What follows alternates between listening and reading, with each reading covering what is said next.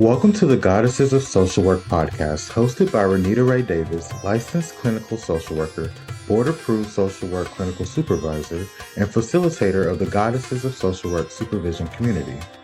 Join us as we travel through the social work journeys told by the Goddesses of Social Work community members, past and present, as they make their way toward clinical licensure.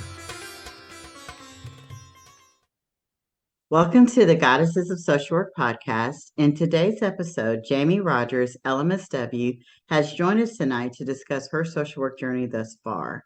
Mrs. Jamie Rogers is a licensed master social worker with a passion and dedication for helping to assist clients in developing healthier, more positive life choices. Skilled in providing crisis intervention, substance abuse issues, and trauma-informed care for individual, group, and family therapy. Jamie graduated with her bachelor's in psychology and her master's of social work from the University of Alabama at Birmingham, UAB. She currently works with the incarcerated population at Shelby County Detention Facility, where she serves as a therapist. Jamie is also on the board of directors of the Alabama chapter of the National Association of Social Workers, NASW, as the CCNLI chair.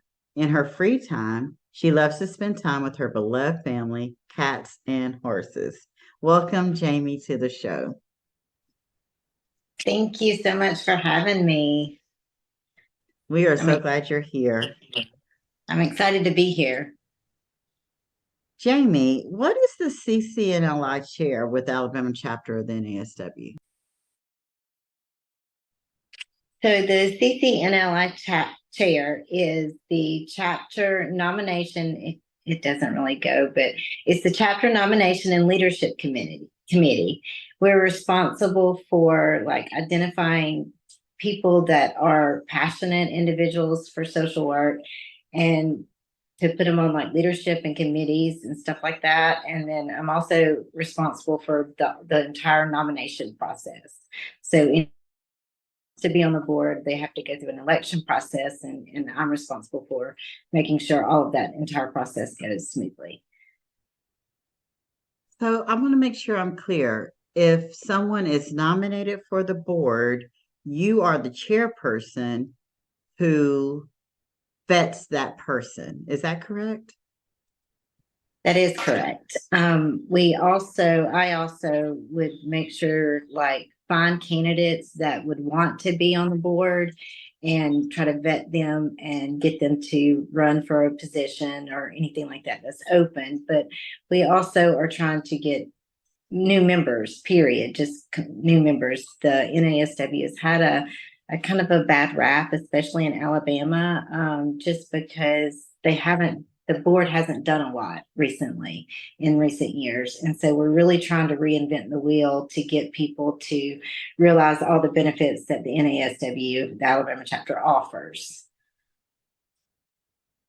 Well, isn't this the perfect platform to do some recruiting right now? Well, tell me, what does it take to become an NASW member? I believe in professional organizations, especially social work professional organizations, and I am an NASW member. My membership is in Florida. I'll get it moved to Alabama soon. But so what does it take for folks to become an NASW member? And what would be the requirements for someone to run for a board member position? So, excuse me, the requirement is it's a $265 for a LMSW member if you've already graduated. If you're a student, it's much cheaper. I believe it's $65 a year.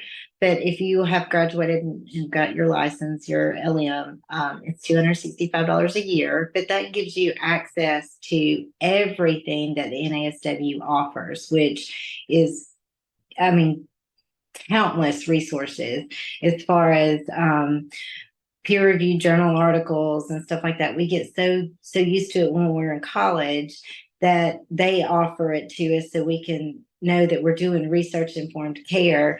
And when you get out and you're kind of by yourself, you don't have access to all of those journal articles anymore. And so we have access to all of those. You get insurance cheaper, your professional liability, you can get it much cheaper through the NASW. So there's a ton of resources that you get that backs you. And if you, I mean, I hate to say this, but if you ever get into like a crisis situation where you need to have like an attorney, we'll also help provide attorneys and stuff like that at a discounted rate. You know, you're in a supervision group, and one of the things we talk about a lot is, you know, if people are so scared that they're going to be, you know, reported to the board. And, you know, I don't mind sharing. I've been reported to the board, but we work with disenfranchised clients who get mad at you, right? And if you're following the NASW Code of Ethics, you should be safe, but it feels good to know, one, my liability insurance is cheaper. Two, I'm within a community of other social workers that I can bounce things off of. Hey, you know, did you ever have this situation? Are you having this situation? And then three, I love that you mentioned the attorney, having access to an attorney. I've not ever needed that, but you know, just it having that extra support and knowing that you have that extra support takes away that fear, I think. I believe so.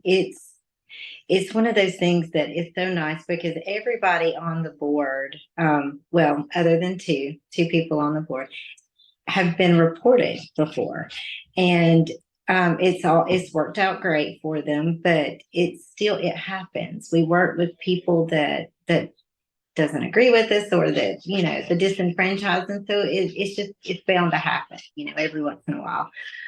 So it's really nice to have that resource, and it's also nice to have those contacts within that community, so you can bounce, like you said, you can bounce it off other people that have gone through what you're going through to kind of ease your nerves a little bit. So it really does help for social workers. So it's worth the $265. I know that's a lot, and that's the biggest obstacle with most of our people is that yearly fee, and but it really is worth it once you see all the benefits that you get from it. So I gladly pay my 265 every year. And yeah, sometimes I may have to save knowing that fee is coming up. Mine comes up around Christmas every year. But I gladly pay it. I've never asked this question or wondered it, but is there any scholarship opportunities for people who just want to try it out for a year to see if it would be something they would want to invest in going forward? we have limited memberships and stuff that they can see kind of what it's like. You don't get the entire access to what you would if you bought the entire membership, but you can see exactly what you would get if you buy the limited membership. So yeah, there's absolutely ways that we can get around the fee. Awesome. And then the follow-up question was, I'm going to assume that only folks who are NASW members then have the opportunity to become a board member within the Alabama chapter. That assumption is correct. So yes, you do need to be a member before you can become a board member, but it can be very quick. So as soon as you pay your membership, we can, if you are really interested and you want to be on the board, and we would love to have several representatives that we need still to fill, just email me and I'll be happy to get you started. So Awesome. We'll make sure we have Jamie's contact information on the transcript after the show. Jamie, let's go ahead and get into our interview today. Thanks for sharing about the NASW. I do think it's a great investment for social workers, especially licensed folks, to have in their toolkit. But Jamie, tell me a little bit about your social work journey. How did you get here, and where do you want to go? So, my social work journey is a little different than most. As you know, I'm a little older. I'm in my 40s now. And so I didn't go to grad school until I was 40. And so, well, 42, I believe.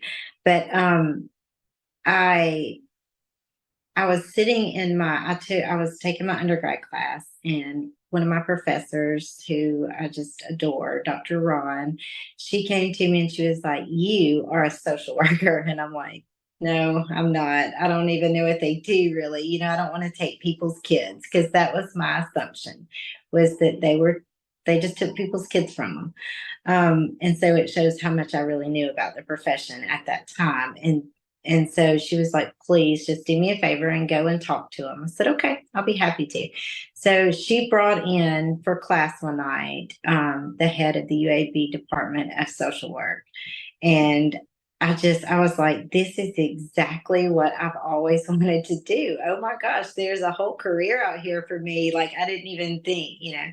And so I went and had a one-on-one meeting with him. And it was just, I was like, "I don't know if I'll ever get into grad school, but I've got to go to this program. I've got to be a social worker," because it was just exactly what I wanted. I wanted to help people, but I also wanted to do the therapy. And so without Dr. Ron, I would not be here right now. And she's not even a social worker. She's a PhD in psychology. But she saw something in me that I didn't see yet. And so I will forever be grateful to her. um, where I want to go with my career is Yeah, is before we go there though, like, so you got your MSW, you did something that you didn't think you could do. Since you got your MSW, what clients have you worked with? What has the journey been postgraduate school? so I started off I was in individual practice, like at a group practice, and I was seeing children mostly, but every once in a while we would see adults. And so and then I got hired on full time at a behavioral health hospital, and I was running the boys unit for like a residential intensive care unit. And I loved it, except the children population wasn't the population I really wanted to work with. I believe I took it too much home with me from that unit. And so I think I would be better served to work with other clients, not children. I don't know if it just hits too close to home, or I'm not sure.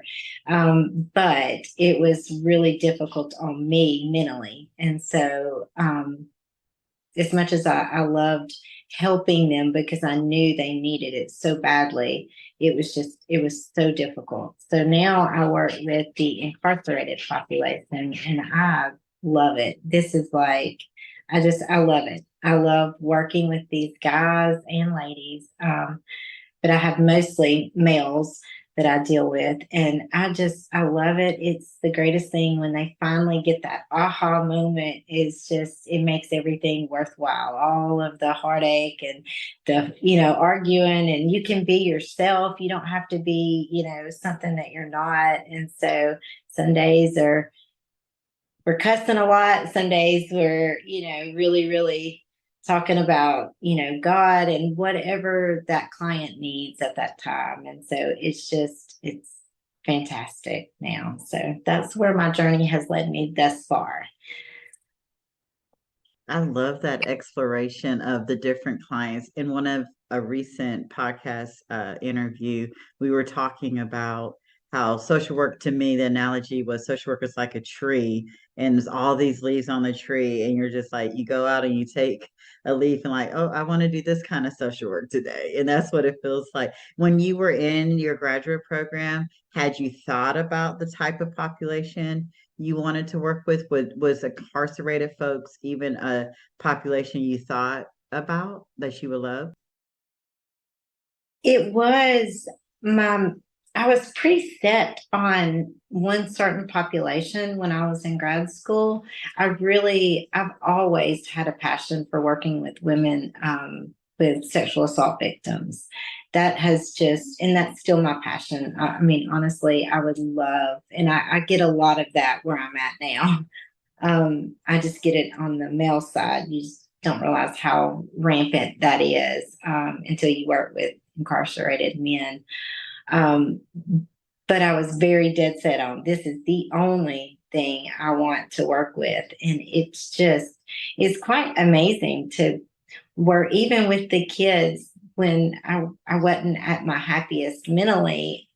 I loved seeing and helping them. Like there wasn't a bad day. And I know that sounds kind of silly that I'm saying I wasn't happy mentally, but then there wasn't a bad day. But it was really pressing and hard on me, I guess. And so my heart hurt every day for those kids. And so I think that was just a little too much. But with the incarcerated population, it's fantastic because you get to see them move through the different stages, and it's just, I don't know, I love it. I love everything about social work now. So I'm just, no burnout for me right now. That is important. And I wasn't going to go here, but let us talk about that. I believe that self-care is part of what helps diminishes burnout. So what are you doing these days to take really good care of yourself? Because like you said, you're learning about things that are going on in certain populations that you didn't have any clue that are still very heavy, even though it's not the adolescent children population, you're still dealing with some pretty heavy stuff. So what are you doing to take good care of yourself these days? I spend time with my family. I have horses and cats that keep me laughing, and I couldn't make it without my animals. They keep me going. Honestly, I get my nails done now. I try to take care of myself as much as I can. I've actually started eating fruit, which is like a whole foreign object for me. So I took fruit for lunch the other day, and everybody was like, "What are you doing?" I was like, "I know, right?" So I'm actually taking steps to make myself more healthy now. So It's almost like you do one thing and the next thing happens, the next thing. Lightning, one of Jamie's cats comes to supervision almost weekly. And so we love seeing Lightning show up during our supervision call. he's locked in the bedroom right now, so he won't come and interrupt the interview. We love lightning. We love light. So, Jamie, in your social work journey, where do you want to go now? I love that you've had this experience. Our stories actually are very similar. I had a professor, I was in archaeology, or sociology, I can't remember major, and a professor literally pulled me out of the classroom and she was like, "You would make a fantastic social worker." And I didn't know what it was then 24 years ago. And I'm so glad she pulled me out of the class and said that to me. And when I took my first social work class, I was like, "Oh my gosh, this is where I was supposed to be all of this time." And so I love that that was part of your journey. But like, where do you want to go now? I mean, you're in clinical supervision, you're working on your LCSW. What are your plans for the future in this profession? Oh gosh, I want to do so much. I would love to eventually get on with so I've found a new kind of calling about like with the military. I really, really would love to get on to work with like either veterans or active duty. I prefer active duty, but right now, I mean, everything I've done so far, I've enjoyed, so I would like to work with the active duty because I know even going back to my original love of the sexual assault victims, it runs rampant in the military also. And that's one of those things that you just don't talk about there because it ruins your career. So I would love to work with in that population one day. And I also would love to have a private practice eventually. I am nowhere near ready for that, but I would love to have a private practice one day to be able to help and guide, young up and coming social workers and help them to, and maybe have like a little group practice or something. So that's my plan for the future in several years. So I think you're closer than you probably give yourself credit for. Yeah, I love that. I didn't know I was going to do this, and then here we are 3 years later. I would have never thought this would be where I was at, and here we are doing it. I want to speak to your passion for military population. One of the things I used to teach a class called military social work and military families. And one of the things that I learned teaching that class and would teach is that our military folk are in all of our communities. We all are military social workers. But in saying that, the VA is the number one employer of social workers and military installations. And so we're speaking this thing into existence that you are going to be working specifically with the military population very, very, very soon. And you just one of my last interviews, she interviewed 3 times. She just kept doing it. And so sometimes it might take a couple of, revving that engine to get in there, but I have no doubt that you're going to get in there. Moving on, who was your favorite? I heard you talk about, I think you said Dr. Ron, but who was your favorite or most impactful social work instructor or mentor? So I hope it's okay to have two. But I do have two, and I can't let this interview go without speaking of both of them. Without Dr. Sims and Dr. King, honestly, I don't know if I would be here right now. Dr. Sims, so we kind of called him the mom and dad of our program. Dr. Sims was you have to do everything right. You've got to get this. He was the research. Everything is research. Dr. King was like, it's okay. You'll learn it. But honestly, during our program time at UAB, there was a lot. It was very new. The clinical social worker for the master's level wasn't adapted until 2017. So that's when they were accredited. And so it's very new. So we had a lot of adjunct professors.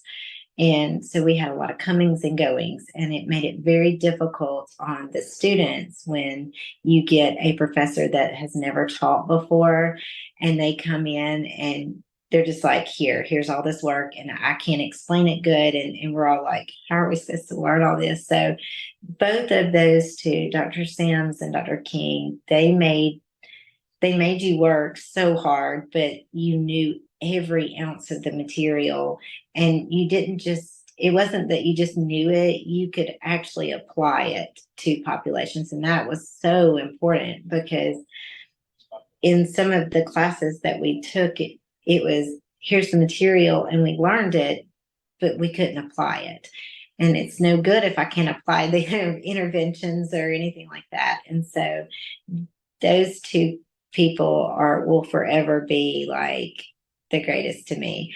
I don't know if I'd have made it through without them, so they're very, very important to me. So, and of course, Miss Renita, being my licensure supervisor, I can't go without saying you have been so wonderful to me. I've called you crying so many times and you always make everything makes sense. So I appreciate you too. Jamie, you are so beautiful for saying that. You didn't have to, I did not pay her. You did not have to say that, but you're so easy to work with that you call me crying anytime. But I do believe we moved you past that, right? We have moved you past that, and you are definitely in a higher vibrating state in the work that you're doing now. 100%, 100%. But I do appreciate your knowledge. It's very important to me, especially in some of the situations that I've had to deal with. So I really do appreciate that. I will speak to that. Alabama law just changed in 2022. So about a year and a half ago, MSWs, LMSWs before didn't have to get supervision if they weren't going towards clinical licensure. And I love and only love, because I obviously didn't have to do that when I was an LMSW. I only got supervision because I was working towards my clinical license. But I didn't know the importance until facilitating this community of supervision and how much we need it. We all need each other. We all need to be able to talk about things that we are out here just winging it. And some of us are the only social workers in our agencies and organizations. And so being able to be a part of a supervision community, I do find the value. So I do appreciate that you spoke to that. I will say, as you say, I'm the only LMSW at my agency. I work with ALCs and so our ethics, they align, but they're similar, but they're not exact. And so it is so nice to be able to come to our community, and even if it's just in our group chat, to ask, hey, does this seem okay? Like, am I on the right path? Is this okay? And get so much feedback, and everybody has a little bit of a different take on stuff. So it really does broaden your knowledge and make you a better social worker. So Completely agree. So, Jamie, now knowing what you know about social work, right? You went through because you said you didn't know anything. You were like me. I did. What is a social worker? You got a professor pulling you and saying you should become. So now you know so much more about social work. Thinking about your social work journey, what are one or two things that you would pack in your social work suitcase that you would take with you on this journey? patience. I have limited patience with with myself, mainly, not with others, but with myself. And so patience I would pack. And the fact that your role is limited as a social worker, I think that's so important. And I think it's left out a lot. You think, I can fix them. And until you get into the profession and you actually start working with the clients, you realize that you aren't doing anything. They have to do all of it. You're just there to help guide them. And so your role is limited. That is something that I think, I would definitely pack, if that makes sense. It makes absolute sense. You know, one of my favorite phrases, stop being Captain Save-A-Ho. Take that cape off and stop trying to save the world. I think we all come into this profession thinking we're just going to save the world. And really, they've got to want to be saved, right? And so I love that you captured that. Like, you know what? I'm gonna be patient with myself, and I'm gonna give them the tools and the resources and allow them, if they so choose, to do the work so that they can save themselves. And so, good job. What would you not bring with you? Now knowing what you know about social work, what would you leave behind? I, like many people, had some misconceptions and biases towards, like certain criminals. And I know that it sounds awful to say, but you watch the nightly news, and I know a lot of people don't even watch the news because it's so negative. Um, but you watch the nightly news and you see, okay, well, so and so got arrested for murder, or for child abuse, or sexual assault, raping someone, or something like that. And then you just think, ah, they just need to fry. And you throw them away like that. And until you're in the situation where you're sitting across from that other person, and you realize, first off, they're a human. Second off, we're all one decision away from sitting on the other side of that window, and we don't know the full story until you sit down and talk to them. And you've got to at least get to know people and see what's going on. I'm not saying what they did is right, but I am saying there's always a weave to their story. You have to learn it. And so I think that is one thing I would unpack, is my biases towards certain criminals. I just want to add, because this is one of the things we learned or was reiterated recently in supervision, is this not just with incarcerated individuals, but with all our populations. I was talking to a social worker who is within hospice, and she has her little client, and she's like, why isn't the family taking care of them? Why aren't they coming to their aid? Come to find out, there is a whole story behind that. And so, not just, I think it's within all of the populations that we work in. It's like, check your biases, right? Check what you think should be happening within this system, and come with open ears and an open mind, and see what impact you can make. So I appreciate you saying that so much. I just have one last question. Did you want to speak to that? Thank you. I appreciate that. Yeah, I agree too, 100%. Like, you just don't know anybody's story until you actually know their story. And so, Absolutely. So our last question tonight, Jamie, and this has been such a great interview, but one of the things, and you said it even earlier when you were talking about the CCNLI chair, is at the National Association of Social Workers, is not reinventing or trying to reinvent them, that organization to bring in more members and get more board members on board, is that word reinvent. I love that you brought it up because I want to speak to you. One of the things that I've noticed about you in the short time that we've been able to work together is your ability to reinvent yourself. The fact that you were 40 some years old, which is not that odd. When I was, when I was teaching, almost 85% of my students were, their husbands had retired and or their spouses had retired, and they was like, it's my turn. Let me come on into the profession. And so but you have this uncanny ability to reinvent yourself.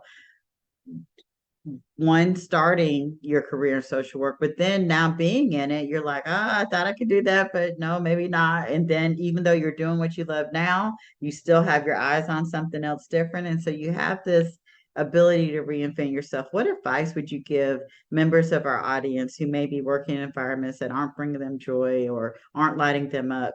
But what would be the advice that you would give folks about reinventing themselves? step out of your comfort zone and try it is my best advice, because I am, if you know me, you know I am a creature of habit. I pretty much eat the same thing for breakfast every morning. I have the same dinner. I don't like getting out of my comfort zone very often. But when it came to the fact of me having a career in social work, it has just been completely different. Like, although I'm scared to do a lot of stuff, I was terrified to do one interview and tanked the interview. It was awful. But I learned from it. And so, I think we learn more in our failures than we do in our successes. And so, I think if you just try, even if you don't succeed, just try to learn something from what you did and then move forward and then just keep doing it. And if you step out of your comfort zone and try it, I mean, what's the worst that can happen? You fail. I mean, so what? You'll go back again, famous words of Miss Renita. Keep trying, keep going. So that's what I've tried to do. I've really tried to embrace that lately. So thank you. I appreciate that. I love it. You know what? I'm starting to pick a theme up too with these interviews that I'm doing. I don't know anything about podcasting, but I do know how to talk to people and I know how to ask questions. And so I don't, we're all just trying something. And if we fail, we fail. But I appreciate the fact that you guys have been so willing to join me on this journey. And I'm so inspired by all of you and just thank you, Jamie. Do you have any final words, bits of knowledge you want to drop on our audience before we close tonight? I do want to say thank you. First off, thank you so much for thinking of me and having me. That was just awesome. I love it. But I would love to say, please, please, please keep going in your journey and don't give up. And if you do burn out, take some time off. There's no shame in that, like I was really burned out when I was at the inpatient facility, and I was terrified that I wasn't going to make it through, like, to even get my clinical licensure. And that was like, of course, that's been my ultimate goal since I was in grad school. But a change of pace is okay. It's okay, and it has made such a difference in me, and it's opened my door to see that it's not just one population. There's so many that are really, really interesting and fun. So thank you for having me. I really appreciate it. You are absolutely welcome. And I love that, because postmasters, the burnout rate is 5 years. And, people, society has taught us you have to stay at the job. got to stay so it doesn't look bad on your resume. And I encourage folks, if it is not bringing you joy, please leave. The LMSW, the LCSW, hell, the MSW is such a mobile degree, a mobile license, that there's so many agencies and organizations who need our credentials. And so if it's not working for you, try something new, try something different. And if that doesn't work, try something new, try something different. There's too many opportunities out here in social work for us to be miserable and for us to be broke. Jamie, thank you so much for joining the Goddesses of Social Work podcast. We are so glad that you shared your story tonight. Thank you so much for having me.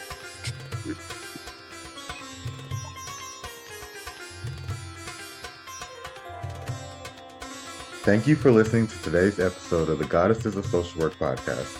We are glad you were here. If you like this episode, please come back to hear more stories of the journeys through social work, and please leave us a review on Apple or Spotify. See you next time here on the Goddesses of Social Work podcast.